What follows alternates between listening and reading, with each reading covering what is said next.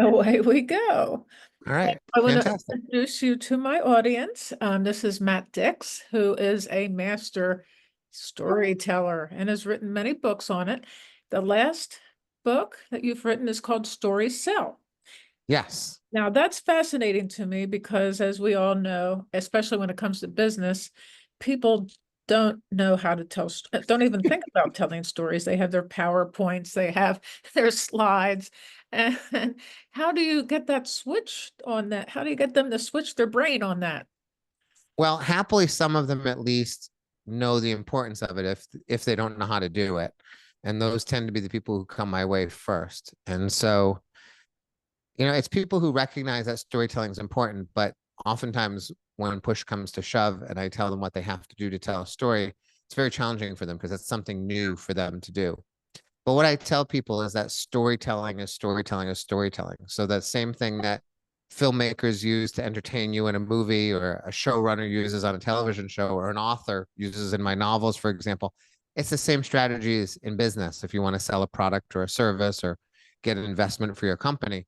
So if we acknowledge that no one really wants to hear anything we have to say unless we give them a reason to listen, then we start to acknowledge that we better be entertaining in some way, and storytelling is a good way to do that. So I push people hard on that in that regard, and I remind them that they're terribly boring most of the time, and maybe we should stop being boring. Well, that's a good point. And most presentations are extremely boring, even if they try to crack a few jokes. Yes, yes. Cracking a few jokes does not amount to entertaining you for an hour. Yeah. No, it does not. So there has been some momentous political things going on the last few days that would warrant all kinds of all kinds of stories. And I do remember you saying in your book that one story you haven't told is the one where you sued successfully Donald Trump during his press. Yes. Yes, that's true. Yes. Yeah, I mean, I've told it, but I've never told it on a stage yet. I was one of the people who Donald Trump blocked on Twitter back during his presidency in 2017. I was writing to him, tweeting at him when he was attempting to end Obamacare. Oh, And essentially, I was trying to tell him in rather unkind ways that if he wanted to cancel health insurance for millions of Americans, he should cancel his own until he found the way to replace it because he kept promising to replace it with something better, but never produced anything better. no. And that tweet, for some reason, got under his skin and he blocked me. And then the Knight Foundation, which is a foundation dedicated to First Amendment speech and other things, they were looking for folks to join a suit. Excuse me, sorry, cat, go away. Oh, cool. Um, Cool. they were they were looking for people to join the suit because Trump had said that his Twitter feed amounted to an official presidential record. And as a result, blocking me was violating my rights to access to the voice of the president. Mhm. And so we went to court and we won. And it went all the way up to the Supreme Court and we ended up winning. I never thought he would actually like obey the court order, but he did. A month after we won, on a Sunday morning, suddenly his tweets began popping up on my phone again, and I was unblocked. Oh, that's fascinating. I never would have thought it was about that. And that makes sense, doesn't it? Yeah, I mean, they were looking for the right candidate, the right people to participate in the lawsuit too. I suspect because I'm an elementary school teacher and I'm an author Yeah. and somewhat of a public figure, I probably made for a good representative. But there was 18 of us, I think, altogether, 12 or 18, I can't remember, who were in the lawsuit. Yes. Well, congratulations. Thank you. Well, a lot of people were very angry at me about the whole situation because my name appeared in the newspaper, and you can imagine there's some terrible people in the world who wanted to tell me some terrible things, but I find it all incredibly amusing. So I enjoyed every minute of it. Yes, and we're about to head into some amusing times as we plow forward here. Yes. I just want to also mention your storywordymd.com website, which is very, very interesting. You have a lot of courses there. You teach people not only how to present stories for business, but for life, basically. Yeah, personal and business stories. I mean, they all amount to the same set of strategies. It really is just what field we're deploying these strategies on. So I began as a personal storyteller, and I still am. I'll be in Boston tonight telling a personal story. And those are the stories I love the most. But it turns out that those same strategies I use on a stage can be used in business too. So Yes, I have courses in both. Yeah. I was going to say the homework for life. I've started doing it. And Good so job. 3 or 4 days into it. And then I just heard you say, or yeah, I just heard you say on a podcast that you recommend doing the homework for life not only before you go to bed at night, which is how you originally had offered to do that exercise, but you do it through the day. And as time, the point is that the homework for life, it gives us stories. We don't think we have any stories, or some people don't, and how these stories about each mundane, ordinary days can become a real transformational tool for us. Yeah, I think our days are filled with stories. I was actually speaking to someone a little while ago on another podcast who told me he has a hard time with homework for life because his job involves sitting at a desk all day. And I said, it's terrible that you have to work 24 hours a day. And he said, no, I don't work 24 hours a day. I only work like 7 hours a day. I said, oh, so okay. So you have probably 10 hours a day when you're not asleep and you're not at your desk and you're doing something. So don't tell me that you can't find moments from your life that are worth remembering because you sit at a desk all day. Not to mention some of the things that happen during the workday, even if you're at a desk, are also really meaningful. You know, when I started doing homework for life, I was looking for things that I was doing as a means of finding stories to tell. Now I don't hold myself to that standard. I simply say, did something happen today that's never happened before? Or did someone say something to me that I found interesting? Or did I see something that I don't want to forget? You know, so a lot of times it's just a stray thought that goes through my mind. You know, Right. I was cleaning up my kid's art desk the other day and I saw that the brown crayon never gets used. And I thought to myself, is the brown crayon never used because brown is the color of poop? Now, I don't know if that's actually true, but that thought entered my mind and it became a moment of my homework for life because I had never thought of that before. I don't actually think it's true, but I thought it was amusing enough and I wanted to remember that moment. And so I don't judge the value of it. I don't judge whether it's ever going to be a story again. In fact, Right. only 10% of the things in my homework for life ever make it into a story, which means 90% are there just for me, just to remember the moment for myself. Well, another thing you mentioned is that it slows down time. Yeah, well, absolutely. Things are really going fast. So if you do this exercise, there is a slow down. How does that work for you? Well, you know, if I asked you right now to tell me all the days that you could remember from, let's say, the year 2016, right? Even if I gave you access to your calendar and said, how many days do you remember? If you're really good, you might remember 100 days from 2016. If you're really, really good, which means the you've taken 365 days and reduced them to 100. That's why time flies. It doesn't really fly, it just goes unaccounted for. Homework for life forces you to account for every day with at least one thing. And for me, I have about 7 things per day on average that I'm recording, which means time goes really slow for me because I have 365 days to look back upon. Most people don't have nearly that much. If I asked you, you know, how many days do you remember from sixth grade? You might be lucky to have 5, right? So it feels like your sixth grade year flew by. It did not fly by. You just don't remember any of it. So the 5 days you remember instead of the 365 you should remember makes it seem short. Homework for life slows down time because it accounts for the time that we spend on this planet, which I think is worth accounting for. Oh, yeah. And then another thing is the recording of the event, just briefly recording what happened that day, can open up memories that you forgot about. Yes, that's joyous. I feel like you sort of crack open and suddenly because you're thinking about your life through the lens of storytelling, things that you can't believe you forgot suddenly return to your mind. And they become part of my homework for life too. I record them as memories in my homework for life, and I'm thrilled to have those too. Yeah, I just did that. I just recorded something that I remembered. And I mean, we, as a generation, I'm 73, have lived through other tumultuous times. And there are so many things that I can say would be kind of terrifying to relay to people. And and what I'm learning from you is the three glasses of wine story. Yes. Yeah. Those things kind of make things more colorful.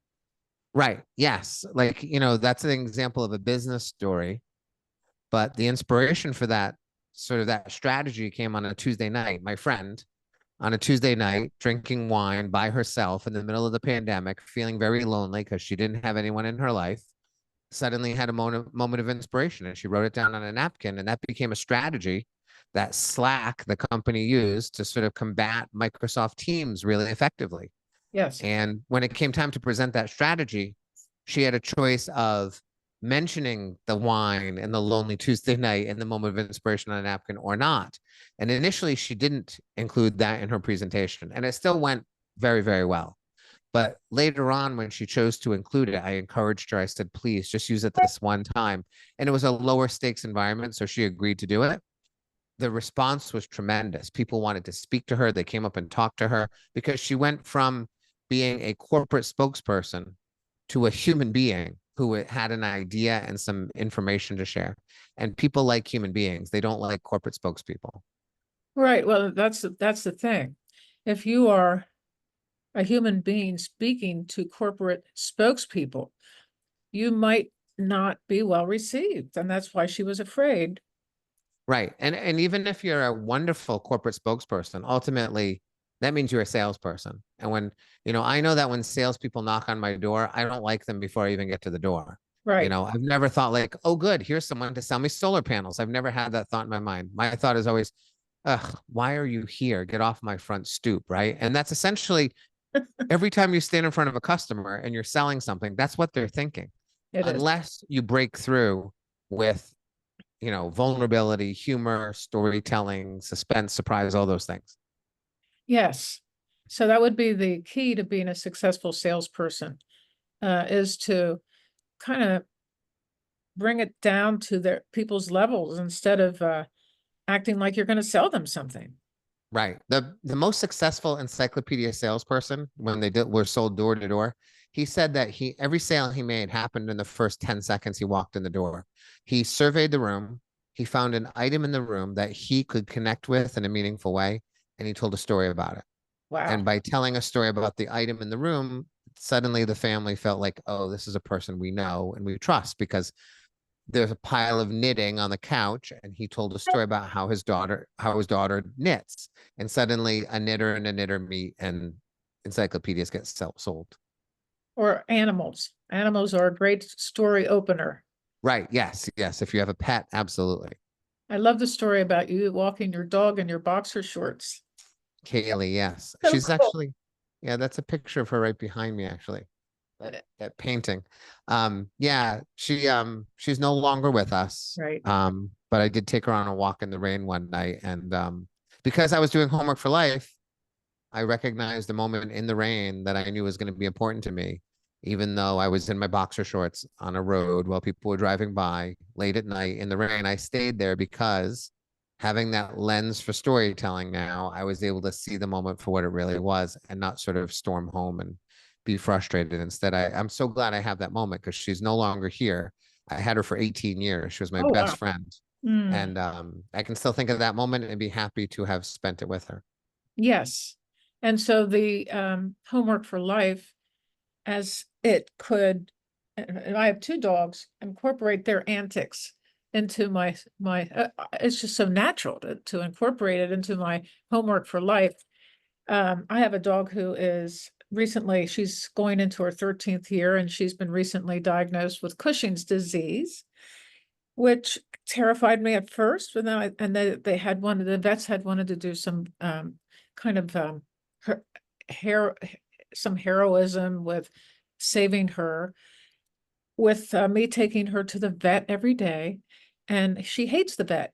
I don't really need Me to. too. Yes, I don't want to stress her out.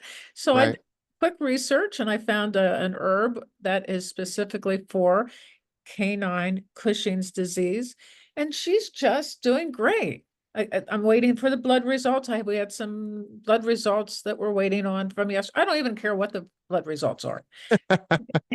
Don't care. But I thought I should do it, and I'm not going to do it again. She That's great. is just a beautiful girl. And there's so much to what she has given me.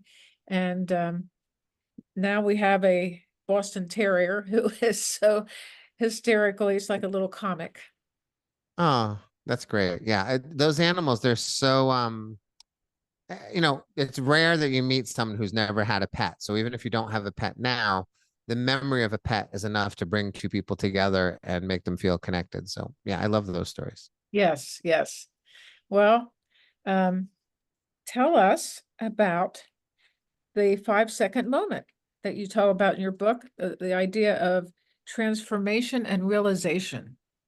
Sure. Well, I think every story at its heart is about a moment that takes place over the course of 5 seconds or less. Essentially, it's a moment of transformation or realization, a moment when we used to be one kind of person and then suddenly we're a different kind of person. Or more commonly, I used to think one thing and then suddenly I think a new thing or a different thing or something entirely separate from what there was before.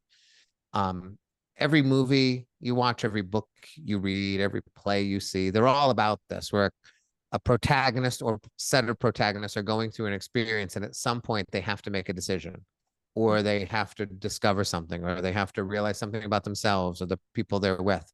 And that's the truth for all of us. I think those are the things that constitute stories. Most people, I think, don't tell stories. They report on their lives. Some stuff Yes. happens and then they tell us what happened and it's deeply unentertaining and we don't want to hear it anymore unless we're that person's mother. And so I think what we want to do if we want to be storytellers is to find these singular moments of transformation or realization, change. And those are the things we should be speaking about the most. Yeah, the recent debate between Trump and Joe was an interesting thing because when you talk about the debate, it's just becoming very nauseating. But the thing for me was, I felt, why did I feel so much compassion for Joe Biden? It's because of his stutter, which my father had a stutter. And I know how that affected him throughout his life and how he had lack of confidence because of it. And he, of course, didn't stutter like he did as a child, but still, and so it was like that one little moment of thinking of my father and the stuttering that became much more, I think, if I told the story, it would become much more of an interesting story. Right. Yes. If you just reported on the debate, you would be CNN, right? Yeah, Which would be a place where I go for information. yes, But if I was going to tell a story about the debate, that's a beautiful way to describe it. I'm going to personally connect in some way. And, your 5 second moment was the moment when you suddenly felt empathy for a man who was on a national stage struggling with something that is real and out of his control to a certain degree. yes, yeah. Yeah. So I would think that's a key to telling a story would be to figure out your connection with whatever it is that's going on in an emotional way, in a heart lifting way, and a loving way. And so that's what I really thought about. And then yeah, there's just so many stories. It's really and you teach how to put it together. So that, the framework of the story. Can you describe briefly? I mean, I think it's a pretty long, can be long, and people should take your courses, obviously, to learn more deeply about how to structure a story, but how and the frameworks that go into it. But if you would just go into that a little bit, that would be great. Yeah, sure. Excuse me. I mean, when we think about stories, what I tell people is we start at the end. We think about what our end is going to be, right? We need to know where we're going to land. Stories usually don't end. Usually they're interrupted and people never get to an end because there really never was an end. People are just telling you what happened over time. So when I tell a story, I know what I want to say. I know what my final point is going to be. Hmm. And then the beginning of that is the opposite of the end. That's how stories work. So the beginning and end are in opposition to each other. And that means if you watch a movie in the first 15 minutes of the movie, you should know how the movie's going to end. Not specifically, but you should know that, oh, we have a character here who has a bad relationship with his dad, right? And by the end of the movie, we know that relationship's probably going to improve, right? There's probably going to be some mending of the fences, and that's what this movie is about. There might be aliens in this movie, right? They may be battling dinosaurs, but ultimately it is actually about a father and a son who need to mend fences. Like Indiana Jones and The Last Crusade is a great example of this. It is Harrison Ford and Sean Connery as a son and a father. It's a story filled with Nazis and ghosts and supernatural and snakes and all of this adventure. But ultimately, it's actually just a story about a father and a son who have to learn how to get along in a way they haven't gotten along for a long time. And that's the story that is really happening amidst all of the craziness that brings us into eat popcorn and drink soda. Um, Well, so we want our stories to be like that. Whatever our ending is going to be, whatever we're trying to say, the beginning should be the opposite. In your Joe Biden story, for example, the end is you find yourself feeling empathy for Joe Biden because he's struggling with a stutter and you understand that very well. The beginning of it should be I don't really feel empathy for Joe Biden right now, right? It can be, I see him struggling and I'm mad at him. Come on, Joe, pull it together. We need you, right? And by the end of the debate, you can say, you know what? I feel a lot of empathy for him because he's dealing with something he doesn't have a lot of control over. That becomes a story because now we've watched you change over time. well, I think in the past I've read that the end of the story and the beginning should be the same. And what you're saying, so in other words, you start with what you're going to end with, and then you kind of go round and about, and then you bring the beginning to the end. But that's not what you're saying.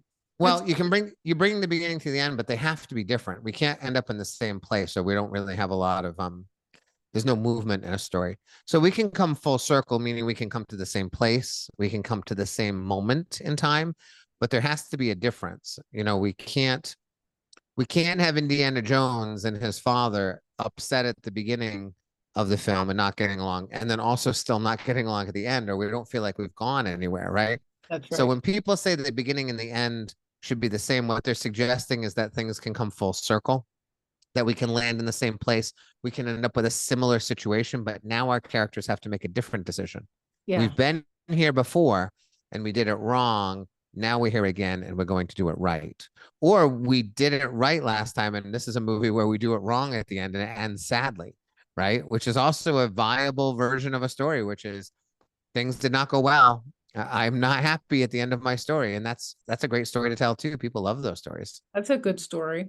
How did you Yeah. get involved in the story genre, you might say? Well, I was listening to a podcast for an organization called The Moth, which is Oh, live competitive storytelling. well, they're And my great. friends were listening. Yeah, my friends were listening to it. And, they said you've had a very unusual and difficult life. You should go tell some of those stories on a Moth stage in New York. I live a couple hours away. And so I agreed to go tell one story once and never do it again. And then I got on a stage and fell in love with it instantly and began going to New York constantly to tell stories, and then later Boston and now all over the world. But it all began with my friends sort of pushing me onto a stage and saying, hey, you should tell some of those stories, and me discovering that they were right. How about stand-up comedy? Do you do that?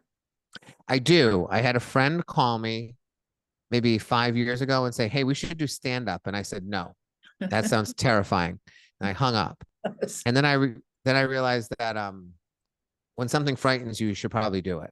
There's probably a reason it frightens you, and it's a challenge. And so I called him back and said, fine, I'll do it. And so a couple weeks later, I did my first stand-up set, and I've been doing it ever since. And the friend who called me and asked me to do it, he has yet to do it.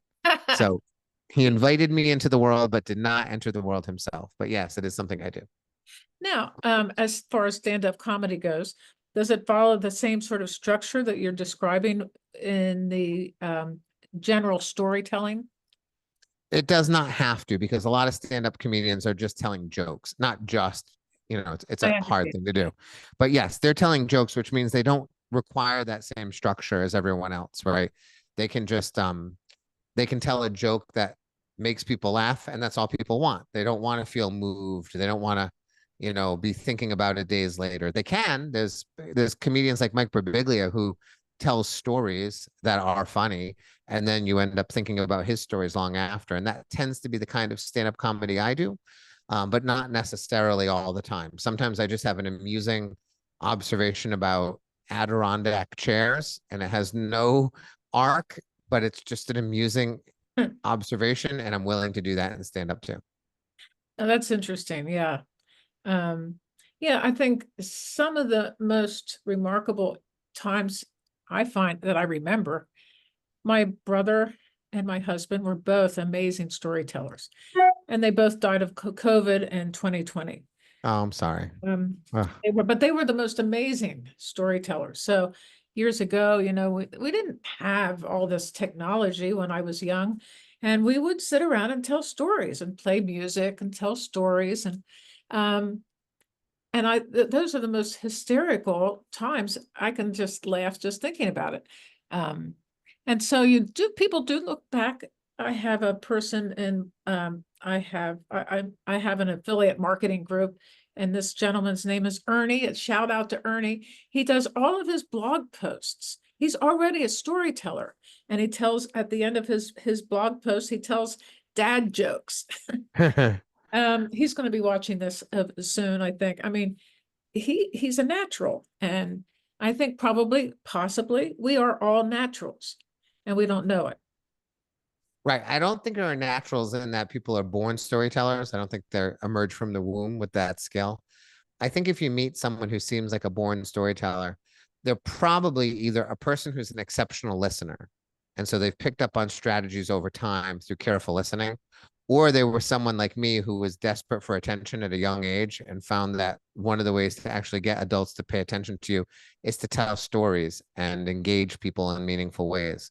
So it's usually one of those two things, I think. There's also people who just want to study it deeply and they can get very good at it. So I think those natural storytellers are either attention seeking people, excellent listeners, or some combination of the two. Right.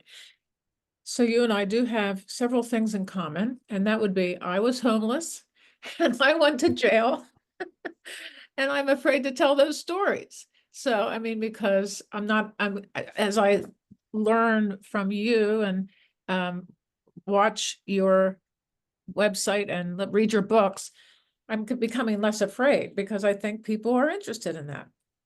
Oh, Yeah, and doesn't really matter if they're interested in it or not. I probably need to tell the story. I agree. I don't think, I think if someone judges me for being homeless or being in jail, that's not a person I'm very interested in.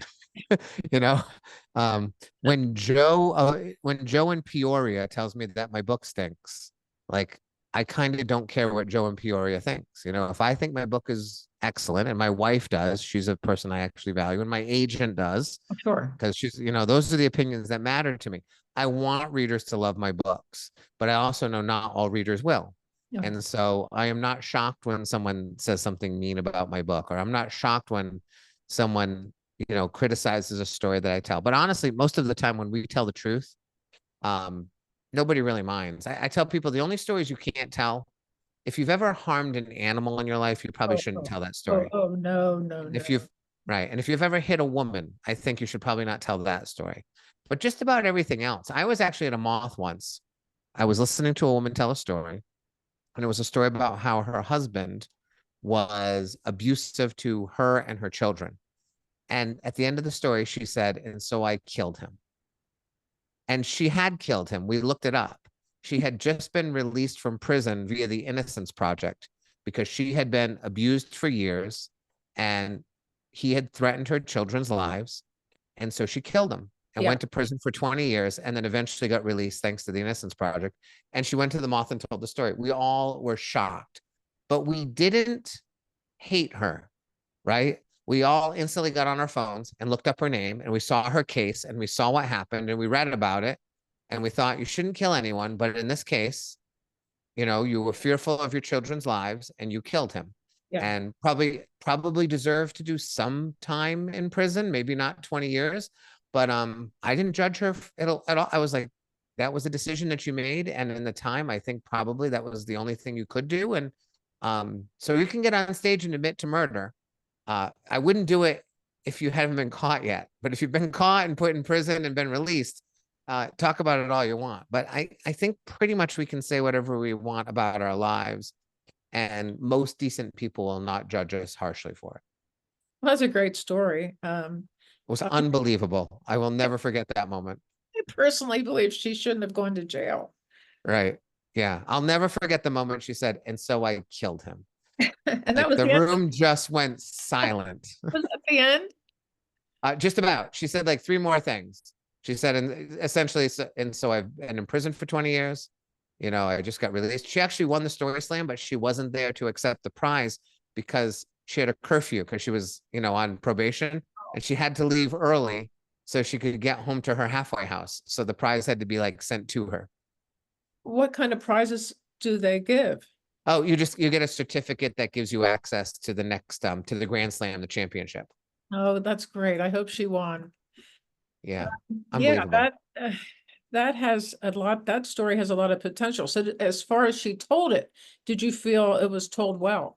It was told very well. I mean, the best part was the surprise because I never saw it coming. It was one of those stories that feels very ominous and dark, and you're worried the whole time, Yes. and then sort of you just get the release from now he's dead. He's not going to So bother her anymore. Of course, being in prison for 20 years meant that she was separated from her children. exactly, yeah, right, yeah. It wasn't a happy story, but it was a well told story. Yes, it is. It's human nature as it is.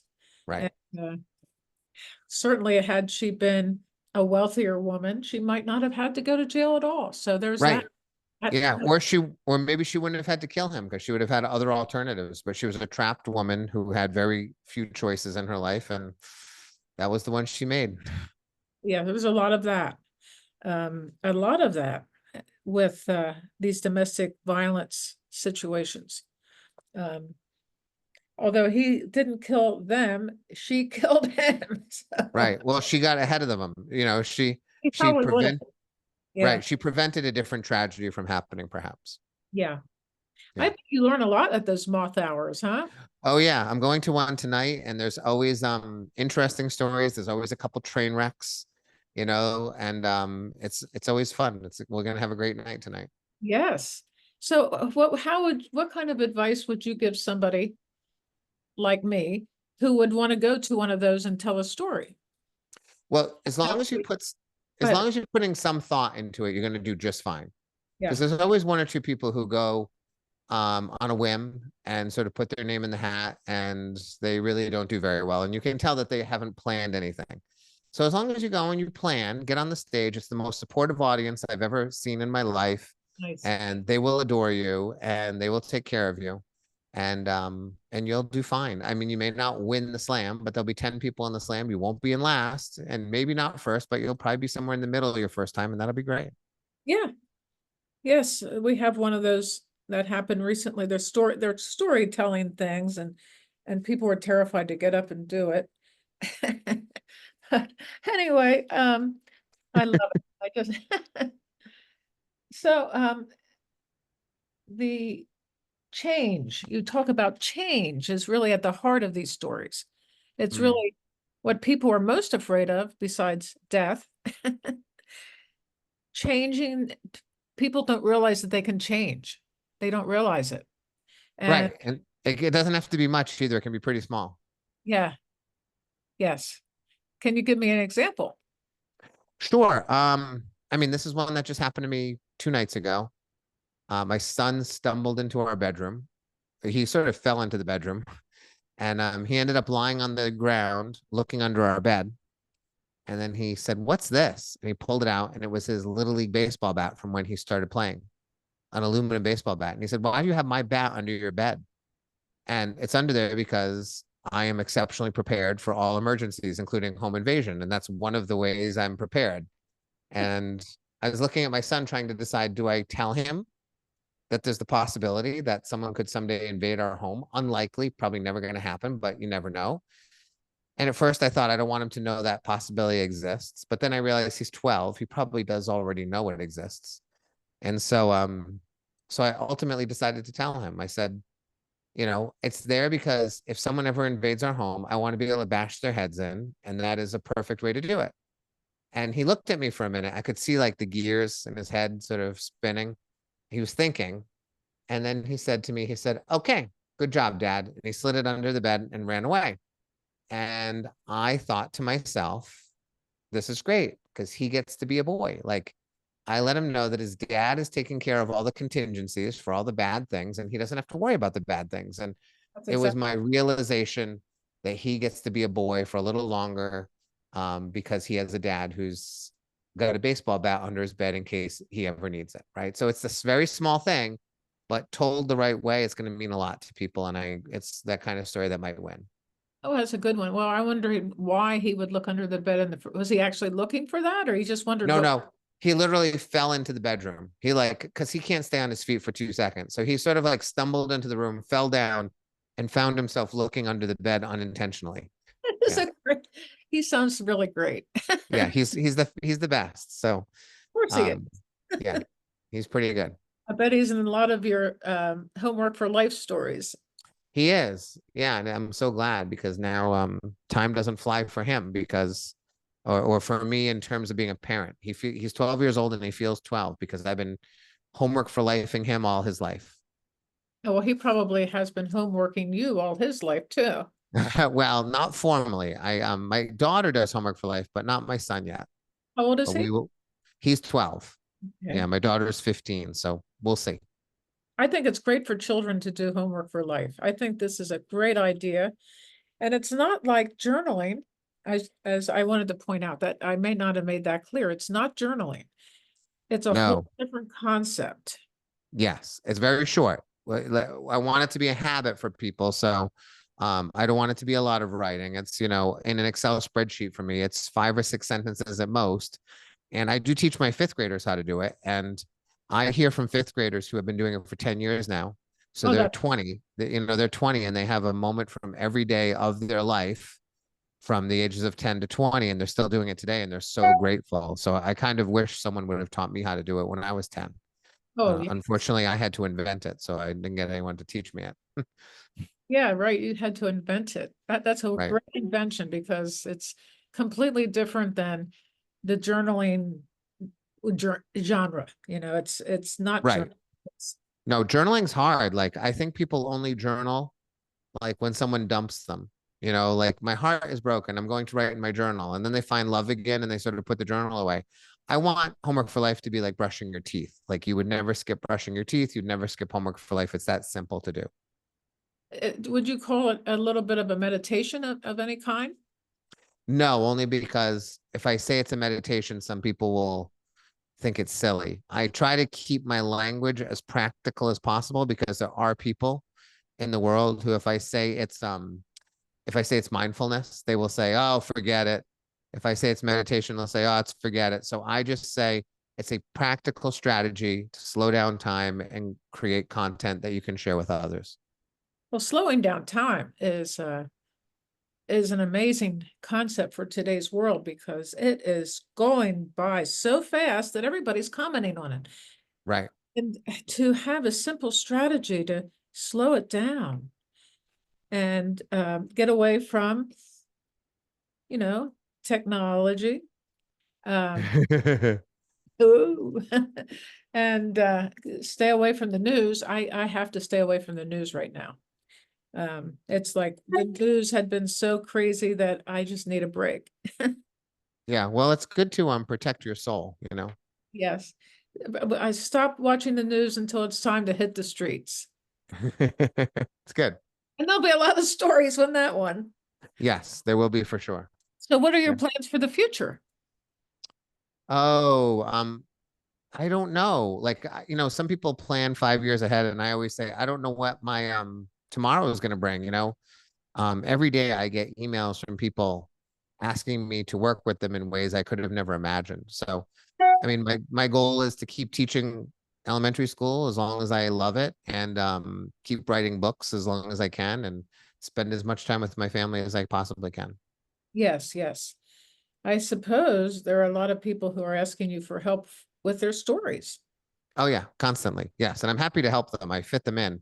amidst the other things, it's sometimes challenging, but I tell people, like, I was talking to someone the other day and she said, "Oh, I'm so busy with all of the work I have." And I said, "Congratulations." And she said, "What do you mean?" And I said, "Well, there's going to be a day when your phone isn't ringing anymore and people don't want you. And when that day comes, you're gonna like wish for this busyness that you have right now, you know? So like embrace it as like, oh, you're in the prime of your life and people view you as valuable and you're able to earn a living and do great things, and be productive. Like someday you're gonna be, you know, you're gonna be at home and there's gonna be less to do and you're gonna wish these days existed again. So love them while you're here." And the woman said to me, "I need to spend more time with you." Um, so I don't mind the busyness. I think it's a sign that I'm doing the right thing. Of course, slowing down. But then you have people who come up to you after a presentation and tell you their deep, dark It's secret. true. It's very true all the time. When you tell a story that involves vulnerability, people feel like you've opened the door for their vulnerability. And so I've had, it happens all the time. The secrets that I carry um, that people share with me are just unbelievable. But it's just because I'm willing to be vulnerable and talk about those things that many people are unwilling to speak about. Yes, yes. Well, I think we all have that. Well, Matt, I am so excited about having you on here today. And I met you through the New World Library people, and I'm going to be doing a series of interviews through them. And they're just wonderful, aren't they? They are.